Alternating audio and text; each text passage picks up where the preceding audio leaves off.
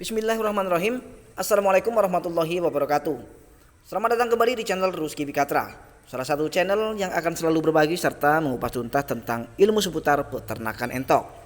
Namun seperti biasa, sebelum kita lanjut ke videonya, saya akan terlebih dahulu mengingatkan buat teman-teman dan sahabat semua yang memang baru bergabung dan baru menemukan channel ini, silahkan untuk klik tombol subscribe terlebih dahulu, kemudian lengkapi dengan klik tombol like serta komennya, lalu sempurnakan dengan klik juga tombol lonceng notifikasinya, tujuannya agar teman-teman nantinya bisa menerima notifikasi atau pemberitahuan video-video terbaru dari Rusky Bikatra.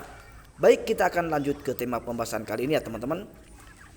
99% masyarakat kita takut beternak entok di ladang yang sempit atau di lahan yang sempit di belakang rumah atau di samping rumah, itu karena bau kotorannya.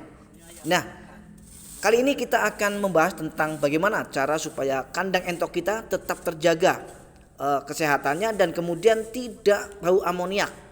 Seperti yang kita lihat bersama di depan layar kaca kita, ini adalah cara saya untuk membuat kandang entok kita tidak bau ya teman-teman. Nah, jadi setiap 1 bulan atau 2 bulan sekali saya selalu mengorek atau membersihkan kotoran-kotoran dari entok ini supaya nanti ya teman-teman tidak bau kandangnya ya.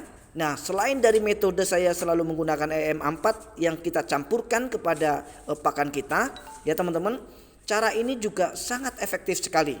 Jadi selain kandang kita menjadi bersih ya, kemudian kandang kita tidak menjadi bau ya teman-teman.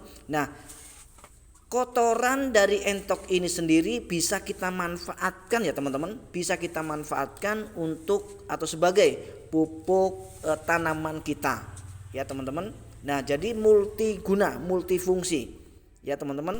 Nah, jadi kalau kita bisa memanfaatkan kotoran dari entok ini artinya betapa luar biasa ketika kita bisa beternak entok di belakang rumah. Karena dari segi apapun ya, bahkan dari segi kotorannya sendiri, kotoran entok juga punya fungsi atau sangat berguna ya teman-teman. Nah, jadi inilah luar biasanya ketika kita beternak entok teman-teman. Nah, setelah kita bersihkan teman-teman dan sahabat semua, kita akan lihat hasilnya. Selain menjadi bersih, kemudian kotorannya juga sudah terbuang ya. Nah, entok-entok juga pastinya akan semakin merasa nyaman ya. Kemudian juga akan lebih sehat ya teman-teman ketika kita bersihkan dengan cara seperti itu. Ya, memang saya mempunyai beberapa metode dan sampai saat ini saya tetap gunakan ya teman-teman, yaitu dengan cara supaya kotorannya tidak bau ya teman-teman. Saya tetap menggunakan EM4 yang saya campur dengan Yakult. Nah, ini sangat luar biasa sekali ya teman-teman. Tetapi untuk penyempurna ya, untuk penyempurna itu maka kita juga harus bersihkan kandang entok kita, yaitu dengan cara membuang kotoran-kotoran yang sudah mengumpal atau mengumpul selama ini ya teman-teman. Nah, cara ini bisa dilakukan setiap saat. Nah, kemudian pertanyaannya, bagaimana dengan ketika kita beternak entok dengan sistem liar? Seperti yang kita lihat.